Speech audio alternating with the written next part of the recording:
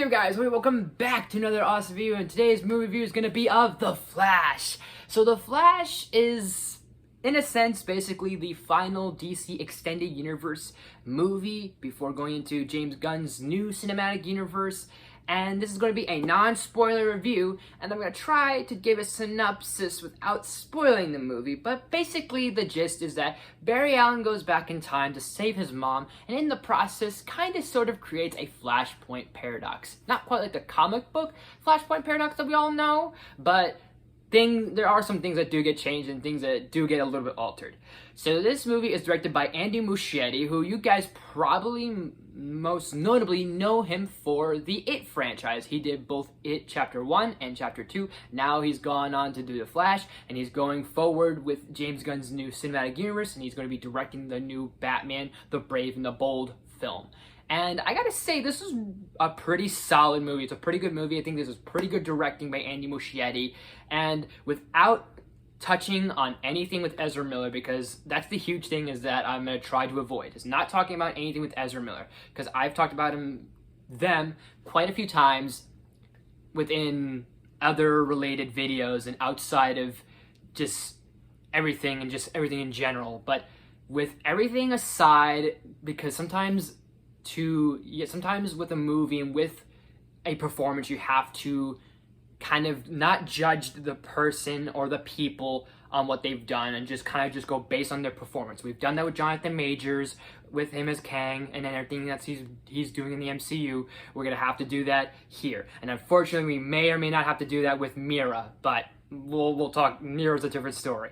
But outside of everything that's going on with Ezra Miller, I think they've done a great job with Barry Allen and as the Flash. I think this is probably the best that they've done with the character. I really like the socially awkwardness that Barry has, and it kind of does make sense for him to be socially awkward. It feels like somewhat relatable as a character because, like, how do you try and, like, make friends? How do you try and do the things that Barry does while being a superhero and all this other stuff, and they make that really relatable. And the duality of the two different Barrys is kind of smart in a way, because you have Prime Barry, and we have, let's just call him Younger Barry or Hipster Barry. Basically, Hipster Barry and Earth Prime Barry, they work off really well of each other, and it works in a way humorly that you have Prime Barry that's getting annoyed by Hipster Barry because Hipster Barry is kind of annoying. And it doesn't really hurt the film by saying that Hipster Barry is annoying. That's the point of this new version or altered version of Barry, is because he has his mommy and daddy around. He hasn't done shit with his life, so he's kind of a slacker, and it's kind of funny seeing Hipster Barry be a slacker and then have Prime Barry kind of go, oh god, like this is me in this universe. So I think that's kind of smart, and it kind of is also smart because they get to then refer to themselves as we and they and them, because Ezra is they and them. So I guess that's kind of like some respect, just a 10%, maybe 9% respect. But everything else is great. Keaton and Affleck are phenomenal. They're the best parts, obviously, because we love these guys, and it's great seeing both Ben Affleck have a last hurrah as his Batman, and Keaton have an opportunity to play as his Batman as well, and kind of also play their version, but also be the same, kind of. Like, it's a little confusing.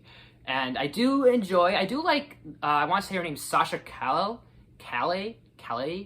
I'm sorry, I'm so sorry, but the actress who is Supergirl, I think she is definitely not your typical Kara Zor-El, but for this movie's sake, I like this Kara, I like this Supergirl, I like the approach they kind of were going for with it. Kind of, she felt very, like, she has that little, like, that tiny bit of optimism, but there's so much, like, not angst, but more like anger in her because of where she has been.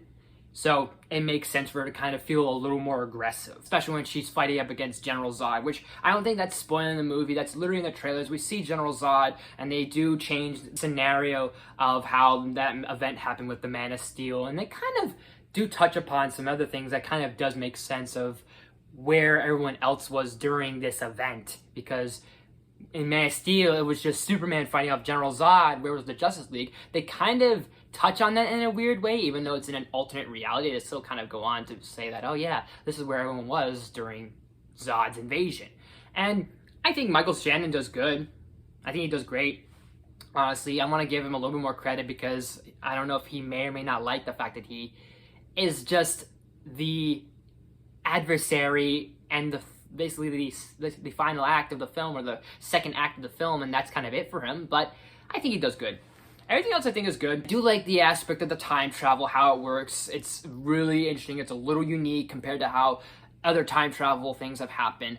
And I do like that it kind of says, like, yes, it's like a butterfly effect. They kind of reference Back to the Future. There's a little bit of Back to the Future nods in this. There's a bit of other Easter eggs. There's a bit of other DC references and Easter eggs in this film. This kind of does feel, like I've said, it does feel like a mini Justice League movie, which I think that's good. I think that's fine because it was able to have a mini Justice League movie while also telling this Flashpoint story, while also telling a little bit about Barry's origin story. And I think this was kind of really low-key, slightly done, very smart and very clever, having these things interwoven into the story. But there's also a really good and kind of like, it's kind of funny, but there's a really funny but also kind of smart analogy with spaghetti and time travel and the multiverse, that things can get messy, things can intertwine, things can interwove, and you have like this whole big like mess of spaghetti.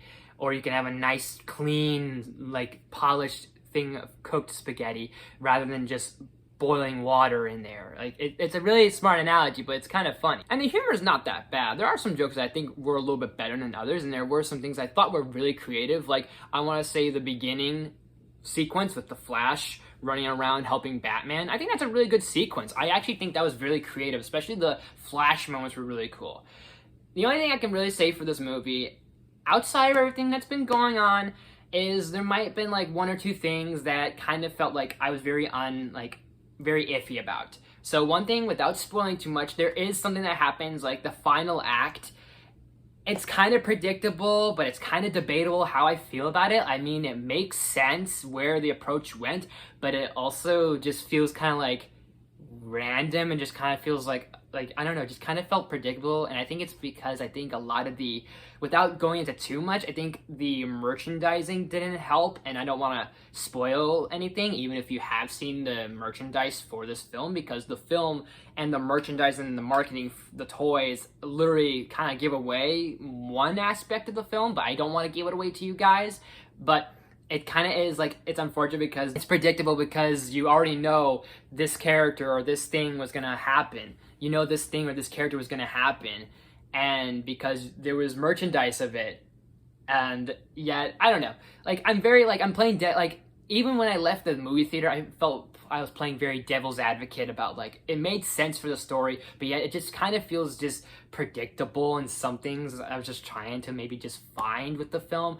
But besides that, some of the visuals, I will admit, some other critics have mentioned the visuals. I will agree a little bit. The visuals are hit and miss. I actually didn't mind them at times, but there were some things I kind of look back, I'm like, yeah, that kind of was a little weird. This was a little weird, and that was kind of like odd and a little jarring. But I think the best thing about the visuals, I will say, is the way that Andy Muschietti kind of got the angles and the visuals for when Barry's running through just anything, whether he's running through the Speed Force or he's just running through the streets. I think he nailed that excellently, feeling like you're like there, getting the different angles, whether from far away or from up close. And I think that was really handled nicely, and you feel like you're running with the Flash. Like, you see like every little motion he moves, because he's running at a normal, to him he's running at a normal speed, but to us he's running faster or something like that. But my point I'm getting is, I like how that was visually shown.